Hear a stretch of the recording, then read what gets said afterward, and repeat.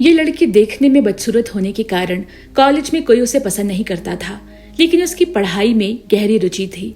इसीलिए अपने पिता की छोड़ी हुई शोध को आगे बढ़ाने का फैसला करती है और वो कैसे लोगों की त्वचा यानी स्किन का प्रतिस्थापन किया जाता है, इस पर एक दवा खोज लेती है। इसके बाद जो भी उसकी उपेक्षा करता उसे मारकर उसकी त्वचा को अपने चेहरे पर लगा लेती और अंत में इस लड़की का जो भी परिणाम हुआ वो बहुत भयानक था। तो कहानी को अंत तक जरूर देखिए और ये मेरा वादा है कि आपको ये कहानी जरूर पसंद आएगी। कहानी की शुरुआत में हम एक लड़की को देखते हैं जिसका नाम बी है। लड़की एक ड्राइंग बना रही है। तभी उसके पिता पूछते हैं, तुम क्या बना रही हो? लड़की ने कहा, मैं एक काक्स फूल बना रही हूँ। मैंने ये फूल आपके नोटबुक में देखा है। काक्स फूल बहुत ही दुर्लभ प्रजाति का फूल है और 5 साल बाद ये फूल एक बार खिलता है, वो भी केवल 24 घंटों के लिए। इस फूल की खुशबू बहुत हद तक सड़े हुए मांस जैसी आती है। बी के पिता लियो एक वैज्ञानिक थे और उनके नोटबुक भरे पड़े थे इस तरह के अजीब संकेतों से। लियो के चेहरे पर एक अजीब जन्म चिन्ह था और वो इसे ठीक करने की कोशिश कर रहा था, जिसके लिए वो ग्राफ्टिंग तकनीक का इस्तेमाल करता है। ये तकनीक प्लास्टिक सर्जरी में उपयोग की जाती है। घाव के स्थान और खरोच के निशान को दूर करने के लिए अपने शरीर के हिस्से को वहां स्थापित किया जाता है।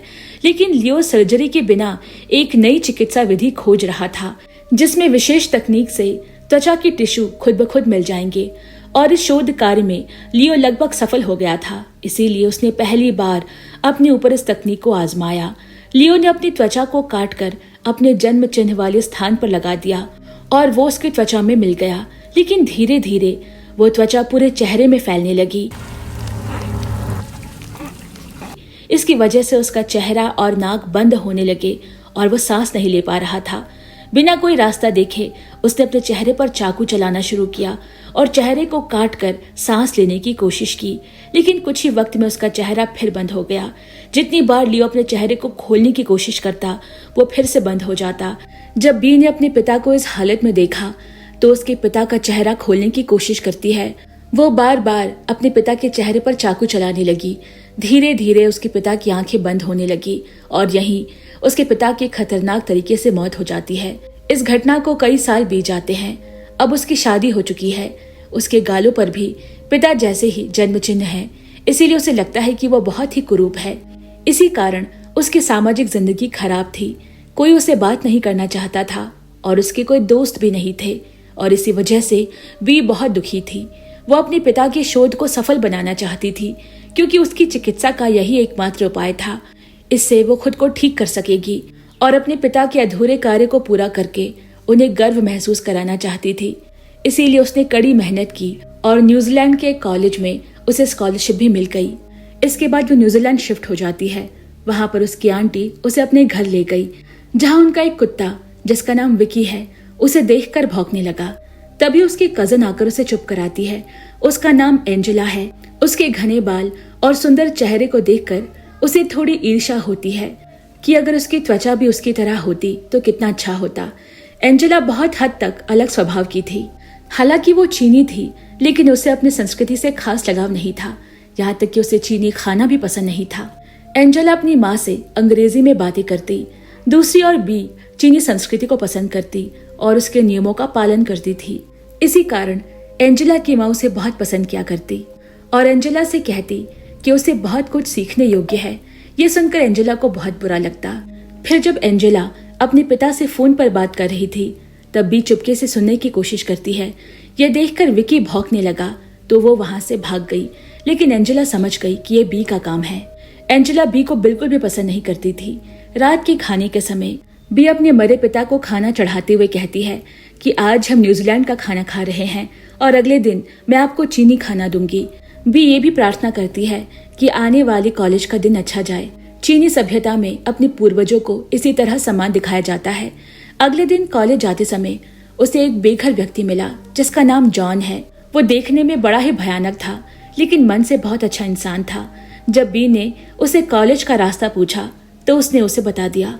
बी क्लास में अलग बैठी है और एंजेला अपने सबसे अच्छे दोस्तों के साथ बैठी है। एवा और जैस्मिन नाम की 2 लड़कियां एंजेला की सबसे अच्छी दोस्त थी। एवा बहुत नटखट लड़की है और प्रोफेसर पोल के साथ उसके संबंध भी है। इसीलिए पढ़ाई में बिल्कुल भी अच्छा ना होने के बावजूद भी उसे परीक्षा में अच्छे नंबर मिल जाते। आज प्रोफेसर पोल क्लास में परीक्षा का रिजल्ट बता रहे हैं। बी बहुत अच्छा छात्र होने की वजह से वो क्लास में फर्स्ट आई है। इससे सभी प्रभावित होते हैं। मिस्टर पोल क्लास में सबको बताते हैं कि रिसर्च के लिए उन्हें एक असिस्टेंट की जरूरत है, इसीलिए जो भी इसमें रुचि रखते हैं वो क्लास के बाद उनसे आकर मिले। बी इस बात में बहुत रुचि रखती है, इसीलिए वो क्लास के बाद लैब जाती है और उसके साथ वो अपने पिता की रिसर्च नोटबुक भी लेकर जाती है। तभी मिस्टर पोल आकर वो नोटबुक देखना शुरू करते हैं। बी कहती है कि ये उसके पिता की नोटबुक है। उसके पिता एक वैज्ञानिक थे। पोल को इस रिसर्च में दिलचस्पी लगती है और वो उसे अपना असिस्टेंट बना लेता है। पोल उसे कहता है कि वो दोनों मिलकर इस रिसर्च पर काम कर सकते हैं। दूसरी ओर एंजेला इवा जैस्मिन के घर आते हैं। घर में घुसते ही वो एक चीनी पूजा देखते हैं। ये देखकर उन्हें बड़ा अजीब लगता है, क्योंकि उन्होंने पहले कभी ऐसी संस्कृति नहीं देखी थी। वहाँ बी के पिता की एक तस्वीर थी। इवा और जैस्मिन बी के पिता के चेहरे पर एक जन्म चिन्ह का दाग देखते हैं। तब एंजेला उन्हें बताती है कि ठीक वैसा ही निशान बी के चेहरे पर भी है। तबीब कहती है शायद इसी वजह से वो हमेशा स्कार्फ लिए रहती है। इसके बाद वो तीनों बी के कमरे में जाकर जासूसी करने लगे। कमरे में जाकर उन्हें अजीब तरह के कीटों की खाल के टुकड़े दिखते हैं। ड्रेसर की दराज खोलने पर खून से लथपथ सर्जरी के उपकरण दिखते हैं। ये देखकर वो तीनों डर जाते हैं। वे कहने लगते हैं कि ये लड़की बहुत अजीब है, इसीलिए उससे दूर रहना ही बेहतर है। फिर वो कमरे से चले गए। कुछ देर बाद जब बी घर वापस आई तो सब टीवी देख रहे होते हैं। बी उनके पास बैठकर टीवी देखते हुए सी फूड खाने लगती है। उसी समय सी फूड से एलर्जी होने का झूठा बहाना बनाकर वो तीनों वहां से चले गए। दरअसल वो बी के साथ घुलना मिलना नहीं चाहते। वहीं दूसरी तरफ पॉल को एक मेल आता है जिसमें कहा गया है कि अगर उसने 2 सप्ताह के अंदर अपने रिसर्च का काम खत्म नहीं किया तो उसकी फंडिंग रोक दी जाएगी। लेकिन पॉल जिस रिसर्च पर काम कर रहा था उसमें वह पहले से ही असफल हो चुका था। यही कारण है कि पॉल बी के रिसर्च में बहुत अधिक रुचि ले रहा था। अगले दिन कॉलेज में बी दूर से ही एंजेला, इवा और जैस्मिन को देख रही है कि वो कैसे बातें करते हैं, कैसे हंसते हैं, और ये देखकर वो उनकी नकल करना शुरू कर देती है। दरअसल वो उनकी तरह बनना चाहती है। फिर वो वहां जाकर उनसे बातचीत करते हुए कहती है कि आज उसके पिता की डेथ एनिवर्सरी है, इसीलिए वो उन्हें डिनर पर बुलाने आई है। वो बी के इस प्रस्ताव पर राजी तो हो गए और उसके साथ रेस्टोरेंट चले जाते हैं। बी रेस्टोरेंट में अपने पिता के पसंदीदा चीनी खाने का ऑर्डर करती है। एंजेला और इवा को ये खाना बिल्कुल नहीं पसंद आता और वो दोनों वहां से चले जाते हैं। जबकि जैस्मिन ये सोचकर रुक जाती है कि बी को बुरा लगेगा और वो खाना खाने की कोशिश करती है, लेकिन वो उसे भी पसंद नहीं आता और वो माफी मांगते हुए वहां से चली जाती है। अगले दिन कॉलेज से घर लौटते समय बी को वही बेघर आदमी जॉन दिखता है। वो उसे अपने चेहरे का दाग दिखाते हुए कहती है कि उसके पास एक ऐसी चीज है जिससे वह खुद को और उसे भी सुंदर बना सकती है। लेकिन जॉन कहता है तुम तो वैसे ही सुंदर दिखती हो। तभी पॉल वहां पहुंच जाता है और बी को अपनी कार में चलने को कहता है। रास्ते में पॉल उसकी रिसर्च में रुचि दिखाता है और बताता है कि वो कल से ही इस विषय पे काम करना चाहता है। बी खुशी खुशी मान जाती है। फिर घर जाकर बी अपने पिता से ये बातें कहती है। उसी समय घर पर एंजेला और उसका बॉयफ्रेंड जॉश एक दूसरे के साथ होते हैं और बी उन्हें दरवाजे से देखने लगती है। लेकिन विकी को यह समझ आ जाता है और वो भौंकने लगता है। एंजेला भी समझ जाती है कि बी उन्हें छुप के देख रही थी, इसीलिए गुस्से में आकर एंजेला बी से कहती है कि आज के बाद वो उसे अपनी आंखों के सामने नहीं देखना चाहती, न ही उसके चीनी खाने और अगरबत्ती की खुशबू उसके कमरे तक आनी चाहिए। इससे बी को बहुत बुरा लगता है और वो रोने लगती है। अगले दिन बी प्रोफेसर पॉल के साथ लैब में रिसर्च का काम शुरू करती है। रिसर्च के दौरान उन्हें पता चलता है कि चमड़ों को जोड़ने के लिए किसी तरह की चीज की कमी है और वो दोनों ही इस पर और ज्यादा रिसर्च करना शुरू करते हैं, मगर वो बार बार असफल हो रहे थे। ये देखकर पॉल अपना आपा खो देता है और बी पर बुरी तरह गुस्सा करने लगता है।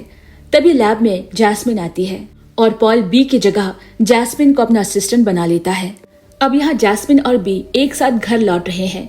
जैस्मिन उसे कहती है कि तुम्हें हमेशा अपने मुंह को ढकने के लिए स्कार्फ लेने की जरूरत नहीं, सब ठीक हो जाएगा। और तभी जैस्मिन के बैग से कागज फूल का एक पैम्पलेट गिरता है। वहाँ लिखा होता है कि ये फूल 5 साल बाद खिला है और वो केवल 24 घंटे तक ही रहेगा। ये देखकर बी सोचती है कि वहाँ जाकर शायद वो ऑर्गेनिक पदार्थ मिल सकता है जो स्किन जोड़ने के काम आएगा, जिससे कि उनका रिसर्च पूरा हो सकेगा। फिर वो रात को ही छुपकर उस जगह पर पहुंचती है और उस फूल का कुछ तरल पदार्थ इकट्ठा करती है। प्रयोगशाला में जाकर अपने पिता का फॉर्मूला मिलाकर उसमें डाल देती है। सबसे पहले वो खुद पर टेस्ट करती है। अपनी जान की एक जगह की चमड़ी काटकर वहाँ नई चमड़ी लगाती है और फिर उस तैयार किए गए सॉल्यूशन का इंजेक्शन देती है। उसी समय एक दूसरे कमरे में पॉल और ईव रोमांटिक समय बिता रहे होते हैं और तभी वे बी को वहां देख लेते हैं। पॉल उससे जाकर पूछता है कि वो यहाँ क्या कर रही है। बी उसे अपना पैर दिखाते हुए कहती है कि रिसर्च का फॉर्मूला सही तरीके से काम कर रहा है। मैंने स्किन को जोड़ने वाले उस ऑर्गेनिक पदार्थ को ढूंढ लिया है। वहीं दूसरी तरफ ईव उन्हें दूर से देखकर कुछ और ही समझ बैठती है। वो बी की हिम्मत को देखकर आश्चर्यचकित है। फिर उनके पास जाकर ऐसा भान करती है जैसे कि उसने कुछ देखा ही नहीं और बी को अपनी कार में लिफ्ट देती है, जो कि भी खुशी खुशी उसके साथ चलने को राजी हो गई। लेकिन जाने से पहले वो अपने पिता का नोटबुक वहीं भूल गई, जो कि पॉल के हाथ लगता है। वो उसका फायदा उठाना चाहता है। वो रिसर्च अपने नाम से चलाने की कोशिश कर रहा है ताकि वो प्रसिद्ध हो सके। यहाँ डायरी चीनी भाषा में लिखी थी, इसीलिए पॉल उसकी फोटो लेकर अपने एक दोस्त को भेजता है। इसी बीच ईव वो फोटो एंजेला को भेज देती है और वो गुस्सा होकर सोचती है कि आज घर जाकर वो बी को अच्छा मजा चखाएगी। एंजेला घर वापस जाकर देखती है कि बी अभी तक नहीं आई। इसी बीच ईव बी को एक सुनसान जगह पर लेकर गई और उसे कहती है कि तुम गलत कर रही हो। प्रोफेसर को अपनी तरफ आकर्षित करके तुम कभी अच्छे नंबर नहीं ला सकती। बी ईव को समझाने की कोशिश करती है कि उसने ऐसा कुछ भी नहीं किया है, लेकिन ईव उसकी बात नहीं मानती और उसे वहीं छोड़कर चली जाती है। इससे बी को बहुत तकलीफ हुई और वो रोने लगती है। वहां से वो पैदल ही अपने घर लौटी, लेकिन घर आने के बाद उसका दर्द और बढ़ गया जब वो देखती है कि उसकी पूजा की सारी चीजें इधर उधर फैली हुई है। एंजेला ने ही बी को सबक सिखाने के लिए ऐसा किया है। बी उससे पूछती है कि तुमने ये सब क्यों किया, तुम क्यों अपने पूर्वजों का अपमान कर रही हो। तब एंजेला झुंझलाकर कहती है, तुम अपना सामान लेकर अभी यहाँ से निकल जाओ। इसके बाद दोनों के बीच हाथापाई शुरू हो गई। एंजेला गरजती हुई उसका गर्दन पकड़ लेती है। वो इतने गुस्से में थी कि ऐसा लग रहा है कि उसे मार कर ही दम लेगी। बी अपने आप को बचाने की पूरी कोशिश करती है और तभी उसके हाथ एक चॉपस्टिक लगा। बिना कुछ सोचे समझे वो उसे एंजेला की आंख में घुसा देती है। चॉपस्टिक पूरी तरह से आंख में घुस जाने की वजह से उसकी वही मौत हो गई। बी उसे मारना नहीं चाहती थी, लेकिन उसके पास कोई उपाय नहीं था। उसी समय आंटी का फोन आता है। वो घर आ रही है। बी एंजेला की लाश को छुपा तो देती है, लेकिन वो सोच रही है कि आंटी जब एंजेला के बारे में पूछेगी तो वो क्या जवाब देगी। तभी उसके मन में एक आइडिया आता है। वो एंजेला का चेहरा काटकर उसके चेहरे पर लगा लेती है, जिससे कि वो एंजेला की तरह बन जाती है। नया चेहरा पाकर वो बेहद खुश है, क्योंकि अब वो सुंदर हो गई है। इसी बीच उसकी आंटी घर पहुंची। बी उसके साथ ऐसे बात करने लगी जैसे कि वो एंजेला हो, और इससे वो पकड़ में नहीं आती। पूरी तरह से एंजेला की नकल करने के लिए वो उसकी पुरानी वीडियोस देखने लगी। अगले दिन बी एंजेला के रूप में कॉलेज जाती है। वो देखती है कि उसे पहले की तरह उपेक्षा नहीं मिल रही। सब उसे अच्छी तरह बात कर रहे हैं और अब तो उसका एक बॉयफ्रेंड भी है। कॉलेज के बाद वो दोनों घूमने जाते हैं। फिर जॉश और एंजेला किस करते हैं। ठीक उसी वक्त एंजेला का चेहरा जॉश के ऊपर आ गिरता है। जॉश ये देखकर डर जाता है।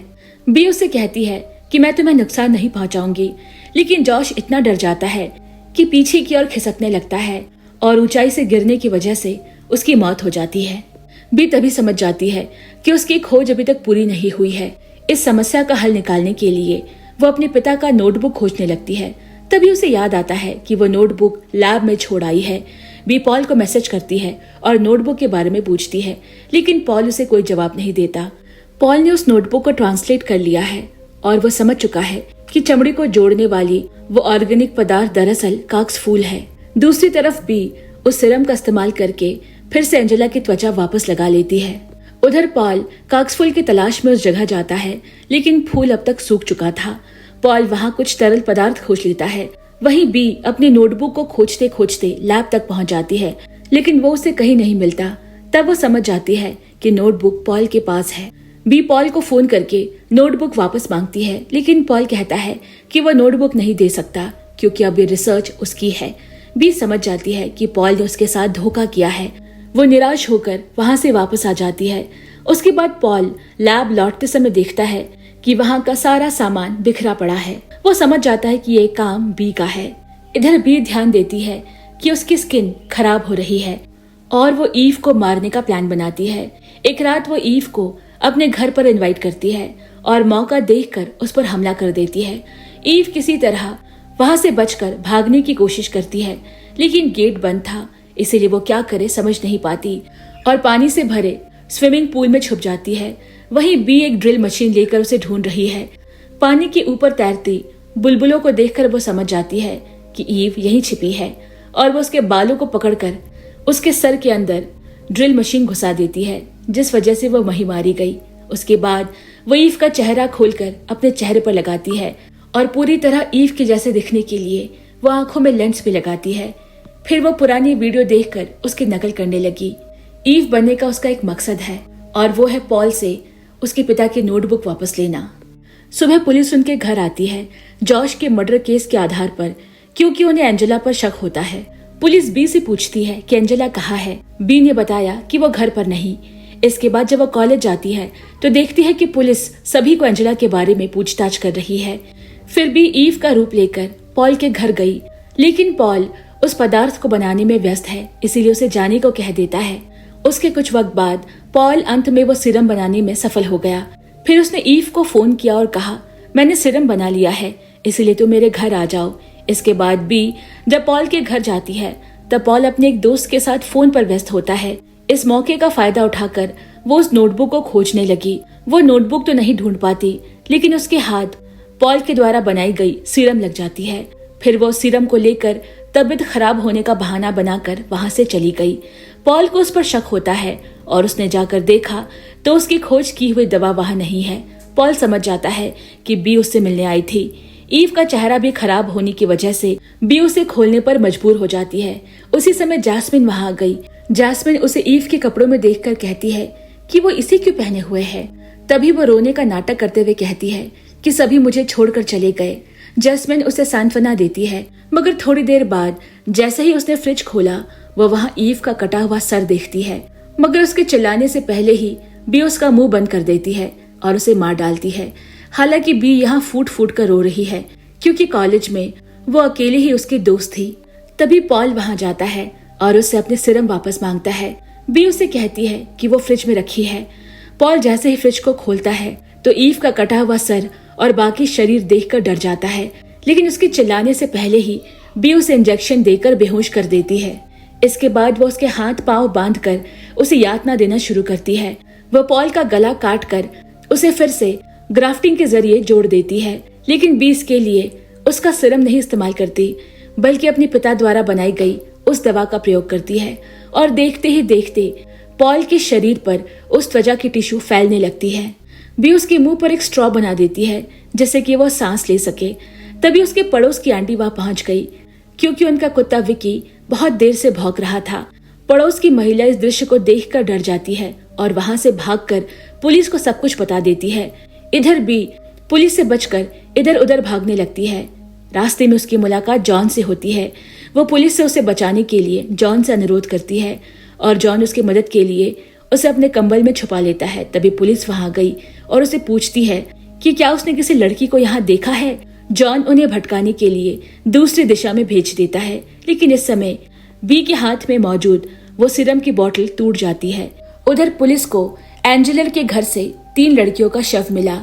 उसके बाद हम एंजेला के माँ को देखते हैं, जो कि चीख चीख कर अपनी बेटी को ढूंढ रही है। उसी समय वो सड़क पर एक भिखारी को देखती है।